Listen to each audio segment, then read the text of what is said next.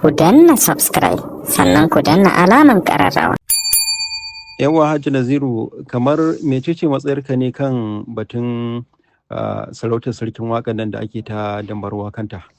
Wallahi Hajji Sardin na ga abin da yake yawo, ba kuma yadda mutane suke tunani ba ne, ba wai abu ne da na faɗa ba.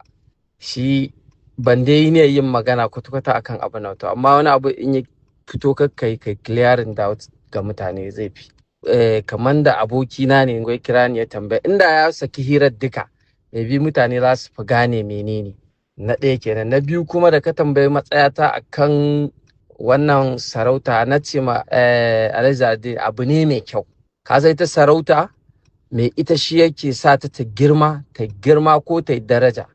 Yawwa, ya danganta da bakinka da shigarka da nutsuwarka da iliminka, to su za ka auna sai ka girmama sarautarka.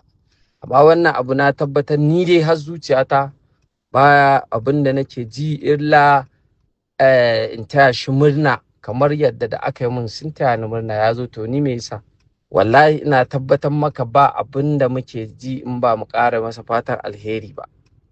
Kuma sarautu ne akwai su kala-kala irin wannan, akwai sarkin waƙar Dutse, akwai sarkin waƙar ni kenan na Kano, akwai duk da dai sarkin waƙar sunana ne, ba mutane ba su gane ba ne, sunana ne sarkin waƙar, ka gane. To amma wallahi abu ne mai kyau ya yi amfani da ilimi. Shawarar da za mu ba shi kenan, amfani da ilimi zai taimaki tafiyarsa. Da a haka muke tafiyar da namu, ba wani abu ba ne. Amma ba wai abin da duk mutane suke nufi a'a an baka sarkin waka sai ka mulki kowa. Na sha baɗa tun baya da aka ban, shi sarkin waka ba fa sarkin mawaka ba ne.